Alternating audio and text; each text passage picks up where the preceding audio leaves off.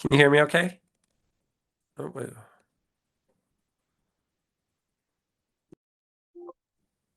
Hi, David. Can you hear me okay now? Yeah, I can hear you. Can you Okay. hear me? Yes. Yes, Okay, no. perfect. We're in a practice session right now, so I'll just start the webinar at 12. Okay. Do you want me to do a little introduction? Sure. Okay. Yeah, you can do that. Um, I'll just wait for you to start then before I start talking. Okay. Um, I'll just introduce you in SDVLP for people that don't know, and then Mhm. just turn it over to you real quick. Okay, sounds good. Okay. How have you been? Good. Busy. Getting Probably gonna be changing jobs soon, so I'm getting ready for that. Oh, that's Yeah. a big change. Yes, like almost 13 years in one place. Yeah. Yeah. Are you excited for it? I am. It depends on, I'm still trying to figure.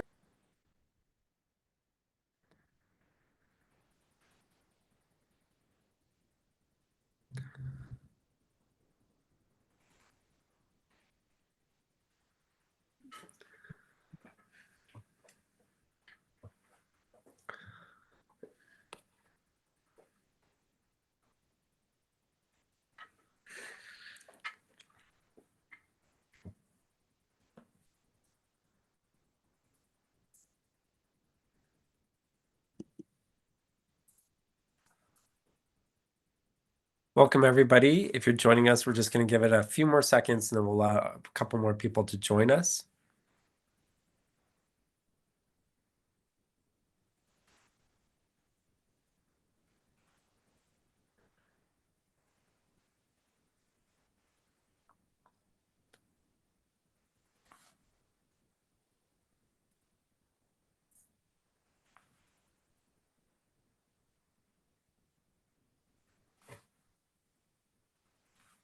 Okay, we'll go ahead and get started. I want to welcome everybody to this wonderful webinar that we're putting together. My name is David Finn. I'm the president of the California Western School of Law Alumni Association. And this program is part of our effort to encourage pro bono activities for our alumni, because I think that it's important for the Cal Western alumni to engage in pro bono. And luckily for us, there's a wonderful organization in town called San Diego Volunteer Lawyers Program.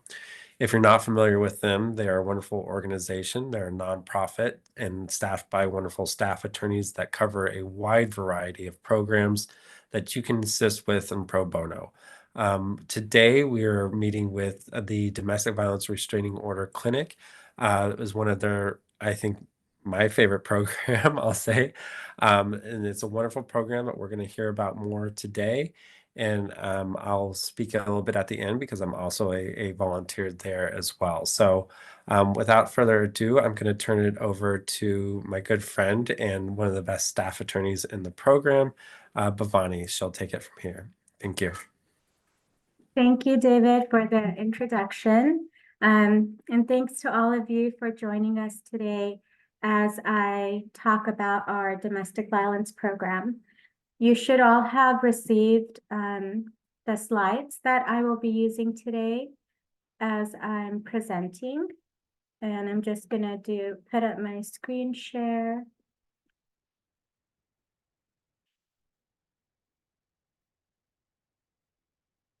Okay.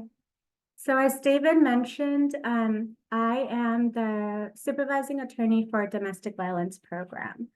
So today I will be going over some domestic violence basics about the law and also how an attorney can volunteer with us, either through our restraining order clinics or by providing direct representation to clients in their restraining order hearings. There's the agenda and my bio. The whole mission of SDVLP is to serve as the bridge or connection between people who need help and attorneys in our community who can volunteer their time to assist them in their legal matters. That's why we have a lot of different programs. Attorneys can come volunteer with us with in a variety of different ways, but as David mentioned, today I'll be covering domestic violence. So as I said, there are two main ways. One is through our restraining order clinic. And here attorneys interview clients, draft their declarations for the judges to read, and also prepare their court paperwork, their court forms. So when the judge gets it, the judge can review the documents and then make a decision on whether or not to issue a temporary restraining order. Attorneys can also help people with their restraining order hearings. So the hearings happen usually 2 to 3 weeks after the initial filing. And the purpose of those hearings is for the court to determine whether a longer order is necessary. And at that time, it's also the restrained parties' opportunity to defend themselves. So attorneys can go with our clients to court to help advocate for them so that they can get those longer orders. This chart shows kind of the timeline of the life of a domestic violence restraining order. The filing is usually done at the clinic the same day. So someone walks in for help. We're trying to assist them right then. And as long as they make it in before the filing deadline, which is at 4 o'clock for DV and 3 o'clock for the civil restraining orders, the judge will look at it and give them a response the same day. Those orders are usually in place for about 3 weeks. And then, as I mentioned, at the end of that, there's a hearing for the court to determine whether or not to issue a long-term permanent order, which can be granted a max of 5 years. This map shows the locations of our current restraining order clinics. So downtown, we have 2, one at the Central Courthouse, and then the other one is at the Family Justice Center downtown off of Broadway. In North County, we have a clinic in the Vista Courthouse, and we also have a clinic in the Family Justice Center up there in San Marcos. And in East County, we have the El Cajon Clinic, which is located in the courthouse there. Depending on which clinic you're in, the clinic provides assistance in different types of restraining orders. So for example, in the downtown DV clinic at the courthouse, we help primarily with DV and elder abuse. At the Family Justice Center locations, they help with DV and elder, but they also help with gun violence restraining orders, workplace violence, and civil harassment. At the Vista Courthouse, they also help with DV, elder, and civil. And as you can see, the requirements for each type of order vary depending on what the person is trying to file. But primarily in all of our clinics, what we see the most is the DV restraining orders. That's what most people help with. Okay, so as far as how to help in the clinics, some of our clinics are walk-in, like the courthouse clinics. People just walk in when they need assistance. Some of our other clinics in the family justice centers, for example, they are more appointment-based. So we have a little bit more, we can gauge how busy a day is going to be or how many people are going to come in for assistance. But basically in the clinics, an attorney will sit down with the client, interview them. The interview is usually about, what brought them in for the restraining order, what abuse happened, both in the past and recently. And they draft their statement detailing the abuse. They also can prepare the forms, the court forms, which are pretty long and detailed. So the attorney can draft those, or sometimes either the legal assistant at the clinic can help with that as well, or the attorney on site at the clinic helps with that, with the forms part. Everything is supervised by the in-clinic attorney. And after everything is prepared, as I mentioned, the client will file the paperwork, usually the same day, and then the judge will review the paperwork and give an answer the same day about whether or not the temporary restraining order was approved. The clinic, all the clinics do have in-person and remote volunteering opportunities.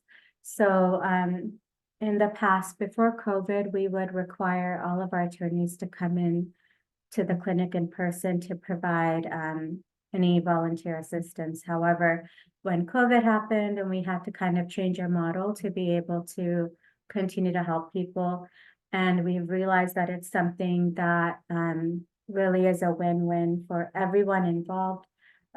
Attorneys like it because they like the flexibility of not having to physically come into the clinic sometimes. And it helps the clients because we have had an increase in our volunteer hours due to the remote volunteering availability. So now we're able to help more people. So for remote volunteering, the in-clinic attorney will just contact the attorney volunteer who has signed up for a shift. And then the attorney in the clinic will just email contact info for the client and a brief blurb about what they need help with. And then the attorney volunteer will call them and then interview them over the phone, draft everything remotely in that way, and send it back to the clinic.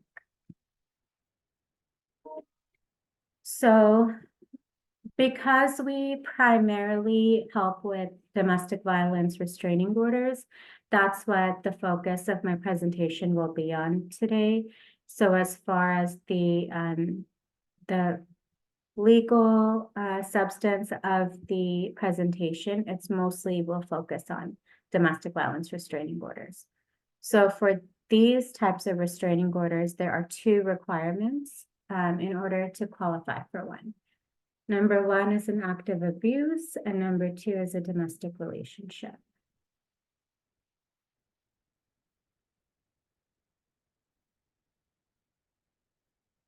So what is abuse? You can read the definition that's on the slide, but I think the most important thing to remember for this definition is that it's very expansive. It's not limited to physical abuse or physically threatening behavior. It can include verbal abuse, it can include emotional abuse, and disturbing the peace, which is a very broad term. More recently, the courts have said it also includes coercive control. So there's a lot of behavior that can meet the standard of being abusive. And secondly, what is a domestic relationship? So a domestic relationship is either somebody that the two parties have had either like a romantic relationship with or a family member in the second degree. The language in the code, there are a few things that are undefined, for example, a cohabitant. So I think if you look at the plain English meaning of cohabitant, this would seem to cover roommates. However, based on case law, the courts have said that a mere roommate is not enough to meet this definition of a domestic relationship. So it has to be somebody where the parties shared a social living unit. And there are a variety of factors that the court looks at to determine that. Some of the more clear-cut ones are obviously a spouse or former spouse, if the parties ever had a dating relationship. With online dating, sometimes people have never met, so there was never a physical aspect to their relationship. But if they considered it still a romantic dating relationship, it still meets this standard. One important thing to note with the family relationships, is that relationships through marriage also meet this requirement. So for example, someone can get a domestic violence restraining order against their stepfather, or their stepchild. But the marriage still has to be valid. So if the parents divorced and the divorce has been finalized, or one of them passed away, so there was a death, in either one of those situations, it's considered to be a termination in the relationship. And so they would no longer qualify for a domestic relationship, and instead would have to file like a civil restraining order. How to file for a restraining order. There are forms to fill out. The most basic, the minimum forms that need to be filled out are the cover page, the DV 100, which is the request for the restraining order, the 109, which is the notice of hearing, the 110, which is the temporary order that the judge signs off on, and the CLETS, which is the confidential form that goes into law enforcement database, so that when law enforcement is called out to an incident, they can pull up their CLETS database to see if there's an order and who the protected party is and who the restrained party is. If the two parties live together, then there's also the removal order. And if there are custody issues between the parties, so if they have children in common, then there's the DV 105, which is the request for custody orders, and the DV 140, which is the order for custody. If any financial requests are made, then like spousal support or child support, debt payment, certain financial requests like that, the FL 150 also needs to be filed, which is the income and expense declaration. Any evidence that the client has can also be filed with the restraining order. There's a limit of 10 pages though, so if the amount of evidence goes over that, then a lodgement would have to be filed with that temporary restraining order request. And then as far as the actual filing, with the clinics, they don't usually make copies because we're right in the courthouse. But if you were filing this on your own, you'd make copies and file those at the courthouse, and then the other party would have to be served with their copy of the order. This is just, it shows you what page 1 of one of the forms looks like. But for those of you who have never seen the restraining order packets, they're about 25 to 30 pages. That's for one packet. But then if they have kids together, then there's a second packet of forms that need to be filled out as well. There is a variety of orders that can be requested in the restraining order. The most basic and the things that people usually think about when they think of a restraining order are the personal conduct order, no contact order, and stay away order. So the personal conduct order is the order that says that one person cannot engage in a list of negative behaviors like striking, harassing, threatening, following, surveilling, impersonating, all these behaviors against the other person. No contact covers all types of contact, so no phone, email, social media. It can even cover if someone is looking through another person's social media and then making comments on their pictures or things like that. So it's pretty expensive. The stay away order is 100 yards. That's the standard distance. So that's about the length of a football field. And it prohibits the restrained person from being within 100 yards of the protected person. And it not only covers the protected person, but it can also cover their home, their workplace, their school, their kids' school, if that's something that is necessary, and then their vehicle too. There's also the move out order if the parties live together. So the move out order basically kicks out the restrained party immediately. Usually law enforcement will allow them to collect their belongings, but in a very short amount of time, like 5-10 minutes, just get their basic things. And then after that, they have to stay away from the home until at least the hearing date. There's a removal of firearms, which is automatically issued. So the restrained party, if they have firearms or ammunition, they have to either sell them to a licensed gun dealer or turn them over to law enforcement. They do get them back once the order is not in place anymore. Animal protection. So if the parties share an animal, this is actually something that comes up pretty often if they have a shared like dog, or we've had bunnies before.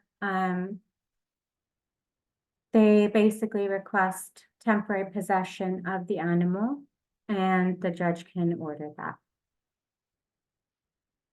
If the parties share a phone line, the judge can order that the protected person retain control over it to prevent the other party from doing something like cutting off their phone.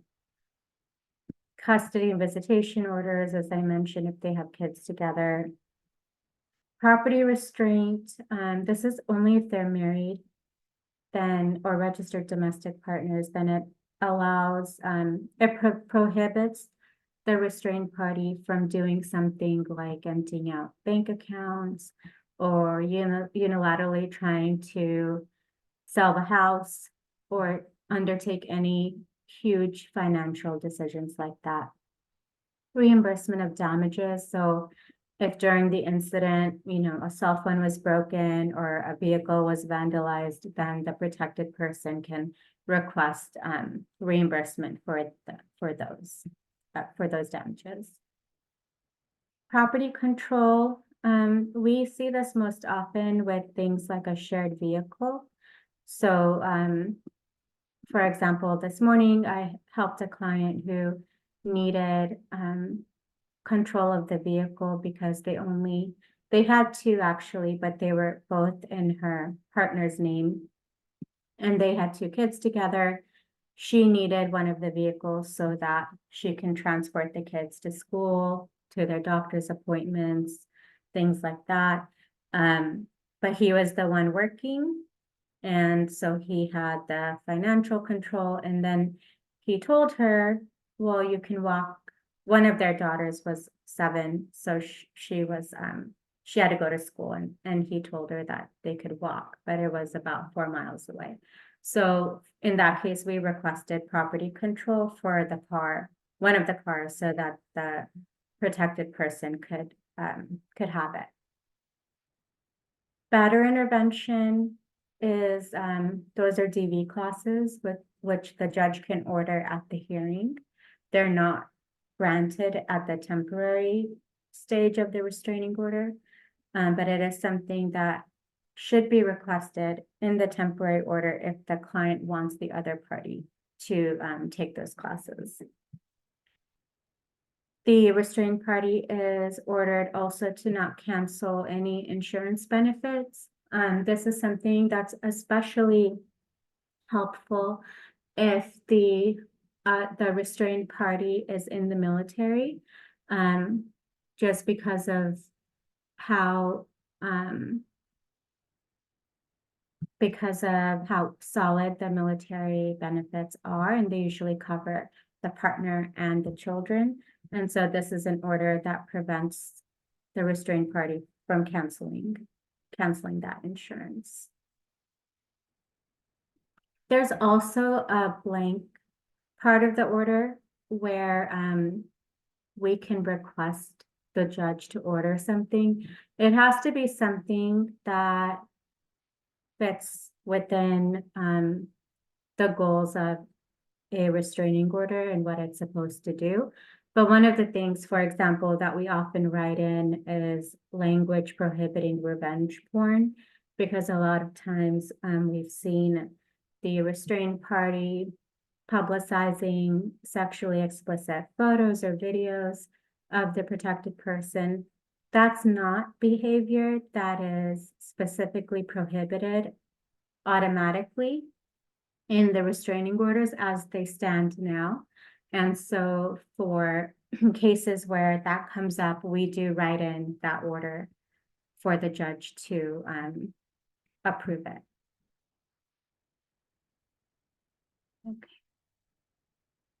So that covered the forms. And now I'm going to talk about the restraining order declaration. So in the clinics, we use a template for the declarations. The point of the declaration is to detail the recent abuse and the past acts of abuse.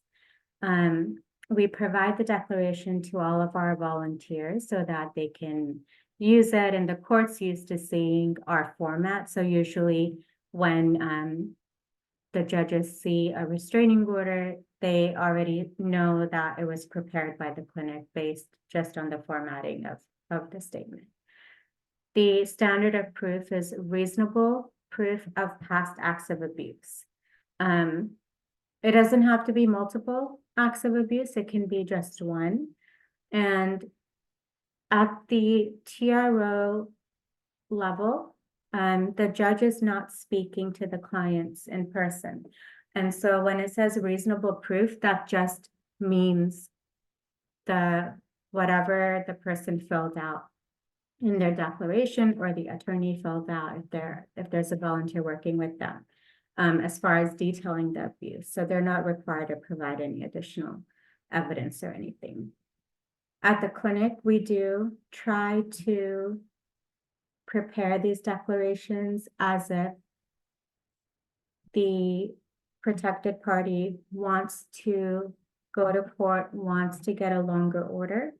And so we try to include whatever we can and provide a really thorough declaration. And if they happen to have evidence with them, which they often do, like text messages, photos of injuries, sometimes they'll have copies of police reports, different things like that, we will look through it. If it's relevant and helpful, then we can include it in the temporary order filing.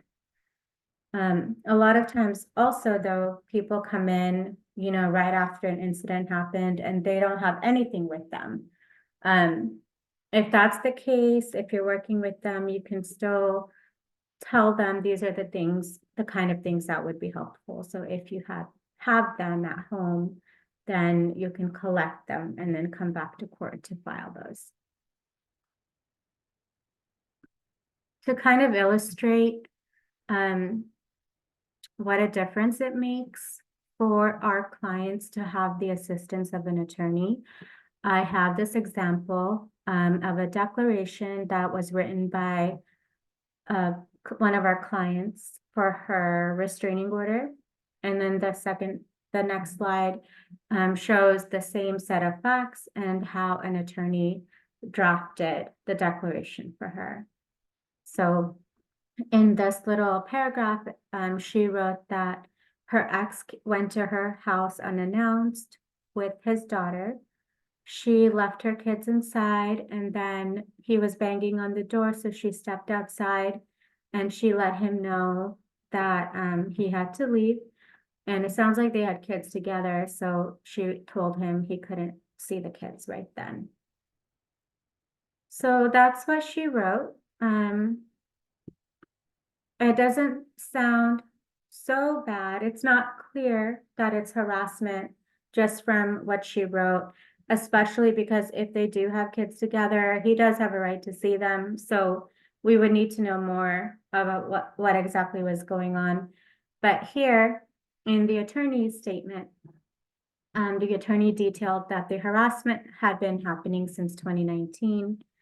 In this 3-month period, he showed up at her house almost every day. On the 3rd, he called her 17 times in 1 hour. On the 12th of April, he grabbed her phone away from her and she had to lock herself in the bedroom until he left. And if you look at the actual statement, I think that this time when he grabbed the phone away from her, she was actually about to call the police and he grabbed it away to prevent her from doing that. So clearly there's a big difference between the first declaration and the second one. And if you were the judge trying to decide, just based on the facts here without any additional information, whether or not to grant a temporary restraining order, it's pretty clear which one the judge would grant.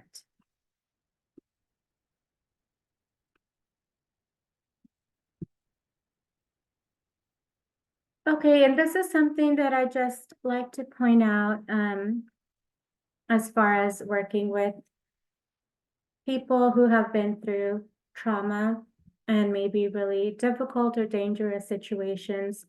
There are certain things that may come up in the interview that are considered lethality factors.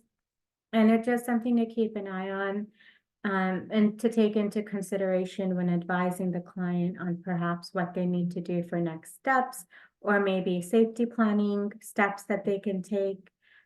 So things like that, just to keep that in mind. So these factors are if the restrained party used or threatened to use a weapon, strangulation, has a gun or can get one, threatened to kill client or the children, violent or constantly jealous, following spying, and then leaving threatening messages.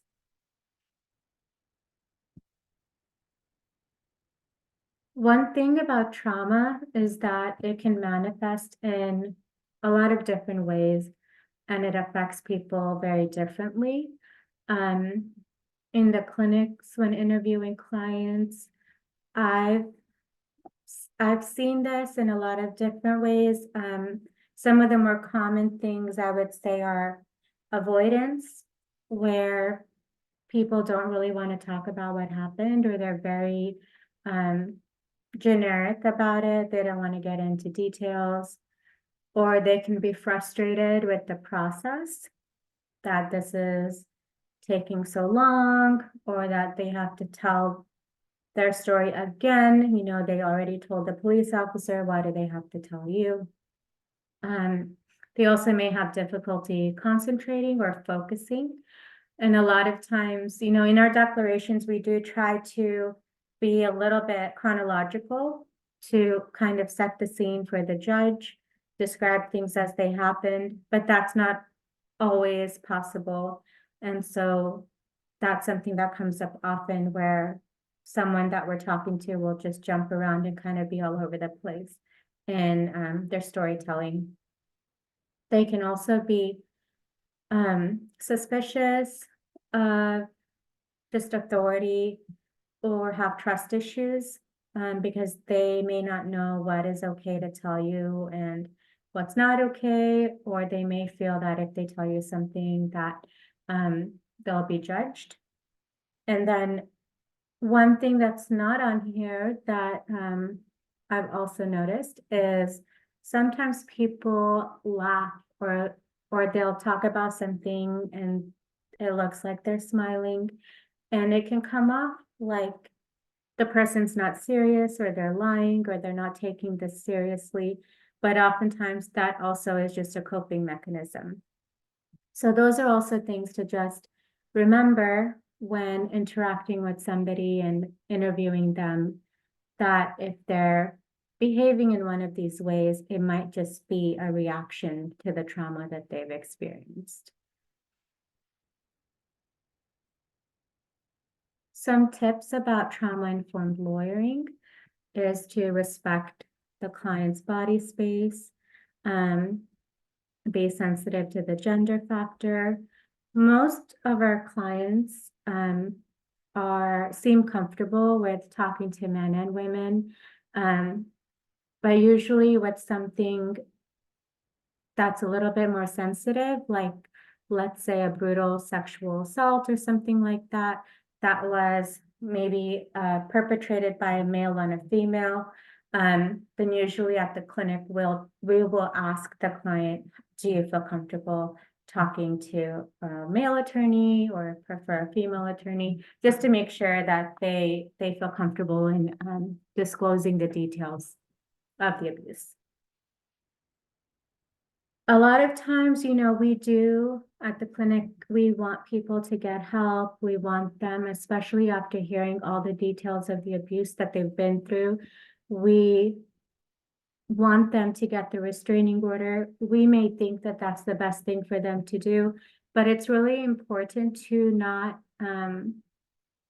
put your own ideas onto the client or think that we know what's best for them, because ultimately it's their life and they have to deal with the consequences of whatever happens. And so, they may need to think about, if the other person's the primary financial provider, they may need to put in to take steps to have financial support for themselves, or maybe save some money for a little while so that when they leave, they're not left with nothing.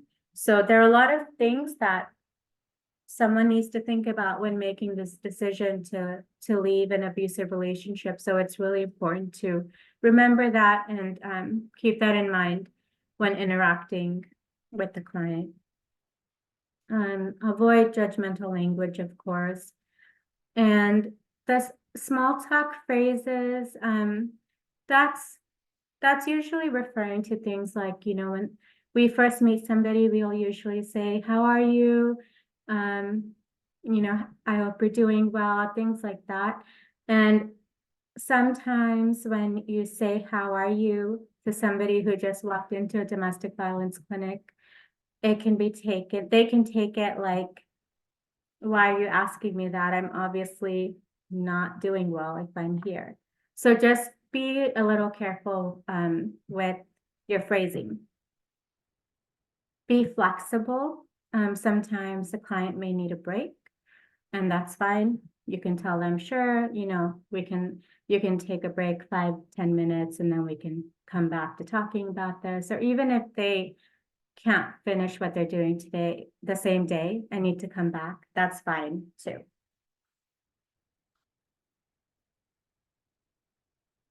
For the declaration drafting tips, this kind of goes along with what I was previously discussing, but use the template.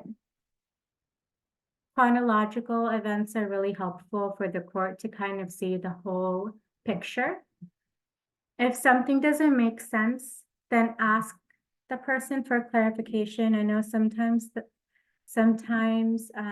it can feel a little awkward if you don't want to question them, because it may seem like you don't believe what they're saying.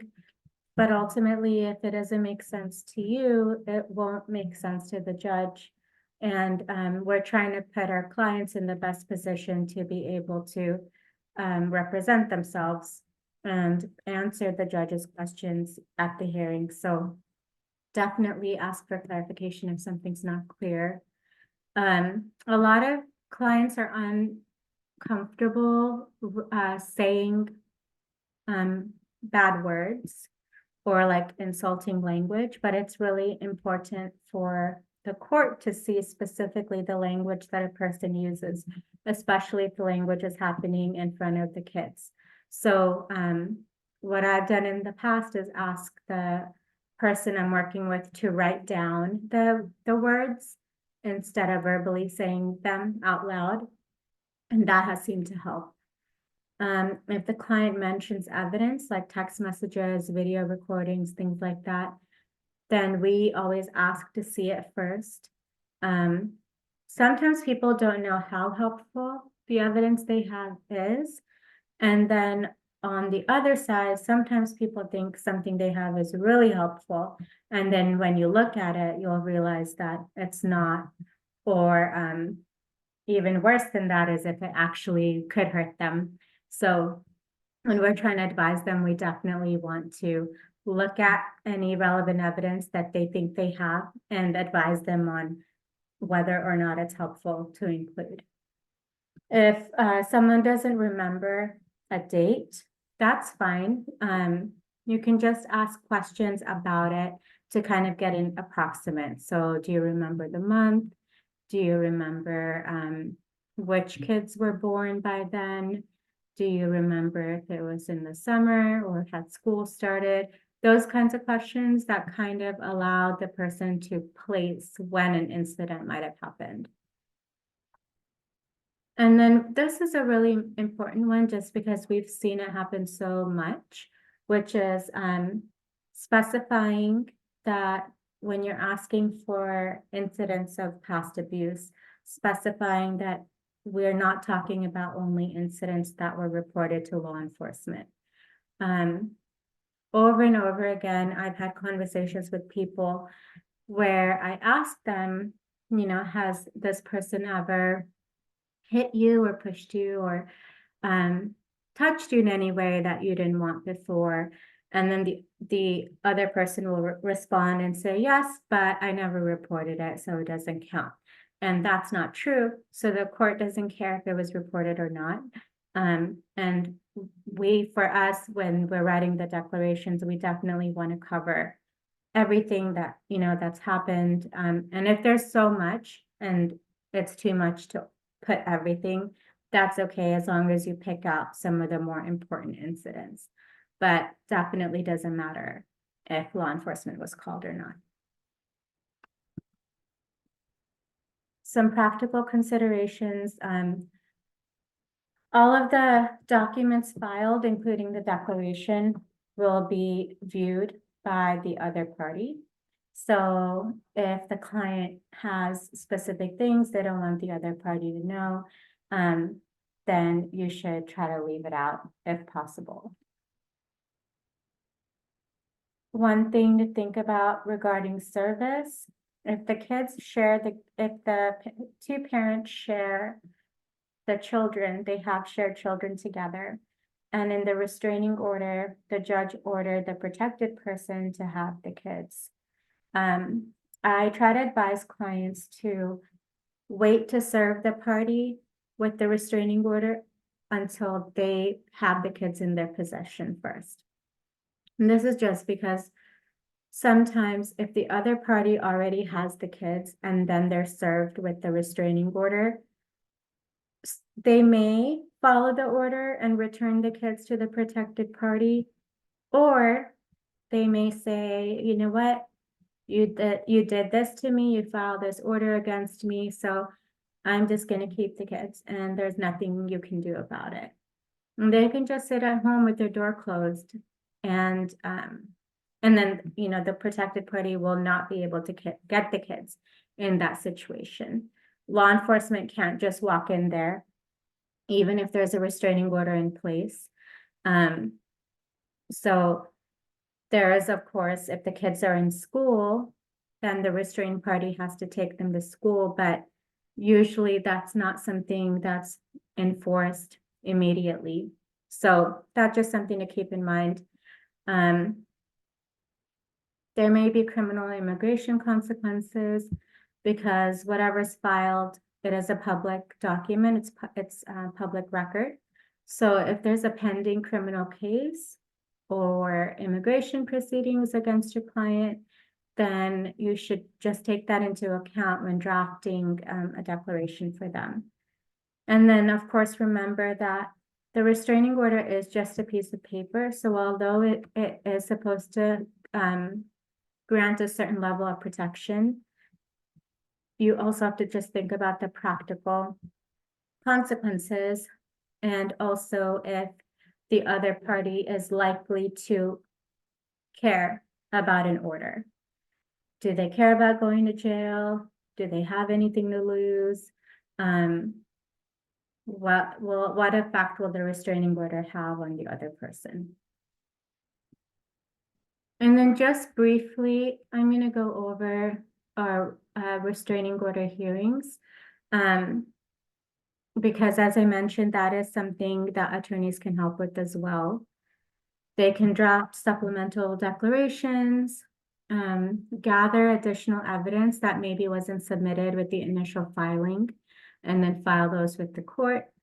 They meet with the client and prep the client for the hearing. They appear at the hearing with the client, and then of course provide motivation and support. Our DV hearings are usually scheduled for the morning, and the usual time limit is about 20 minutes. So they're very short hearings. It's only if the parties have witnesses, or maybe if it's not just a straightforward DV case, but maybe if there's like divorce issues or complicated custody issues involved, then that may lead to a longer hearing. But otherwise, the hearings themselves are pretty short. At SDVLP, this is, I'll do this one first. So the DVRO hearing, the forms required for that are the DV 130, DV 140. The standard of proof is preponderance of evidence. It's the petitioner's burden to meet this standard of proof. So, you know, both parties go in on an equal playing field, and the petitioner has to convince the judge a little bit more that the order should be granted. If it stays 50-50 and the judge doesn't know who to believe, then the order will not be granted. The judge will only consider requests made in the initial TRO filing. So anything that the client wants, like payment for damages, the restrained party to take DV classes, all those things have to be requested in the initial TRO, so that the other party has notice that the petitioner wants these orders granted. The order after hearing, the longer order, can be granted for a maximum of 5 years. One important thing to note is if custody orders are made in the permanent restraining order, then those remain in effect even after the expiration of the restraining order.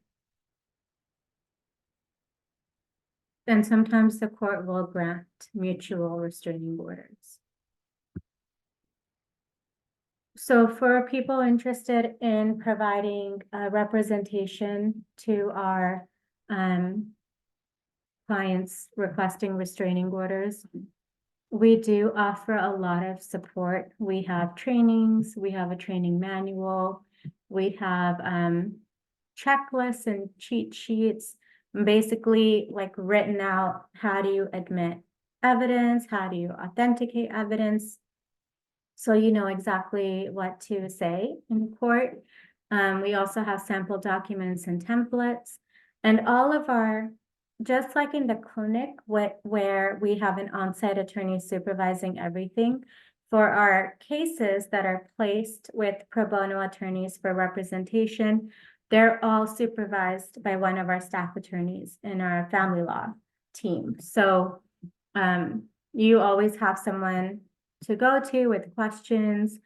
The SDVLP attorney can go to court with you. They can answer any questions that you have. They can help, like walk you through and prep you for the hearing. They can be with you when you meet the client. So it's basically any level of support that you need, we can provide.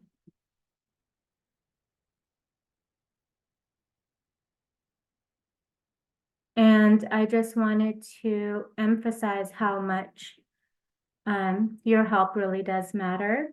As I mentioned, you know, we are a small organization, and most of our programs only have one attorney and one legal assistant. Our legal assistants are amazing, our attorneys are amazing, but there's not too much that we can do with just our limited staff. And the reason we're able to help so many people is because of our connection to the pro bono attorneys in our community and all of the help that they do currently provide, and we always have space for more. So please contact me if you're interested in volunteering. My contact info is on the slides.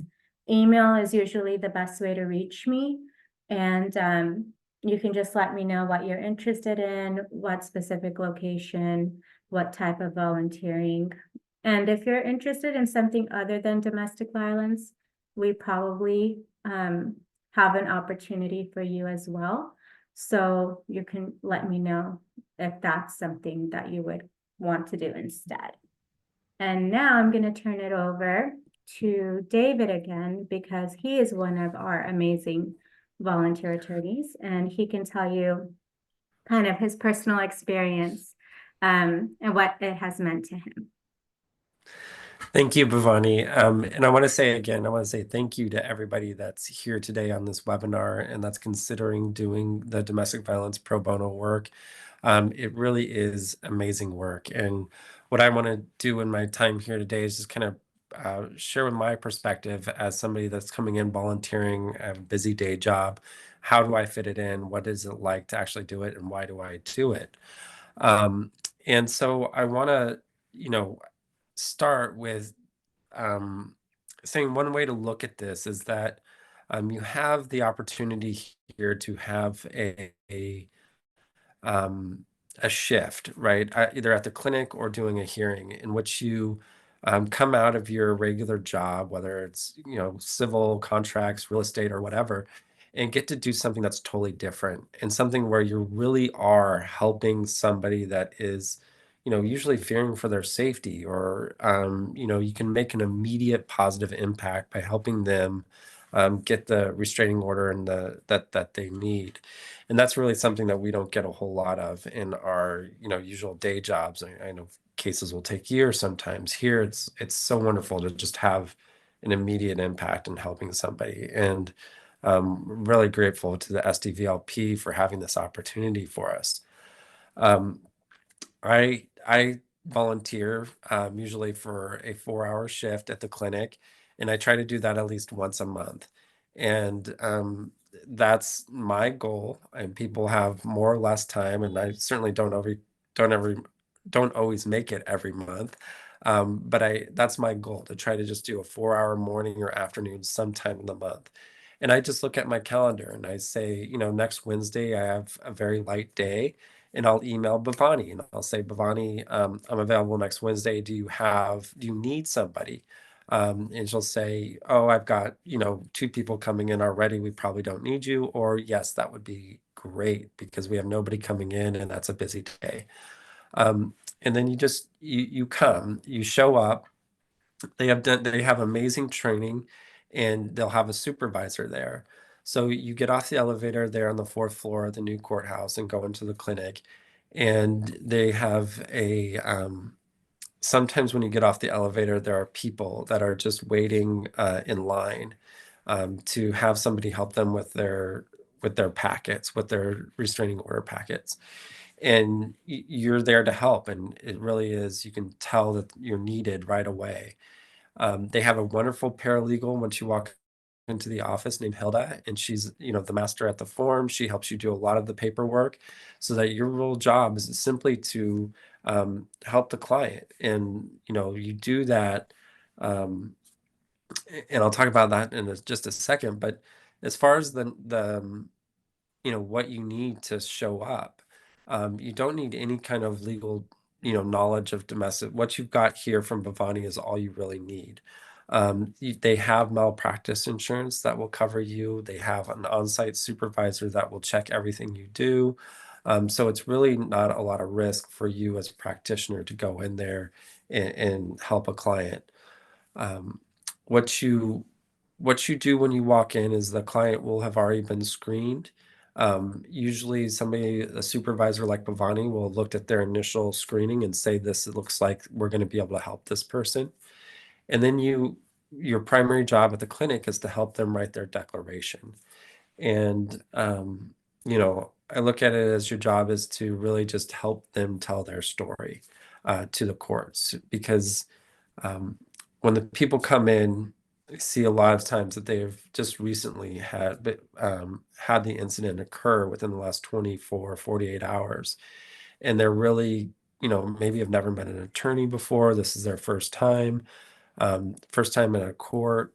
As Bhavani said, it's usually multiple occurrences before they get up the courage to actually come in and try to get the restraining order.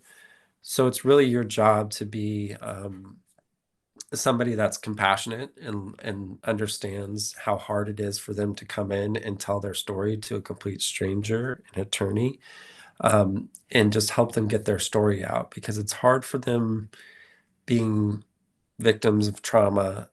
They can be nervous, they can be emotional still, and they can have what's kind of called trauma brain. They're not so that prevents them from being really a good storyteller. And so you have to take on the role of helping them tell their story and get it down on paper. And you really just conduct an interview and, tell me what happened, how can, what happened next, where, if there's, just go through the story and then I like to write it down and then type it up, or some people just type it up as they go.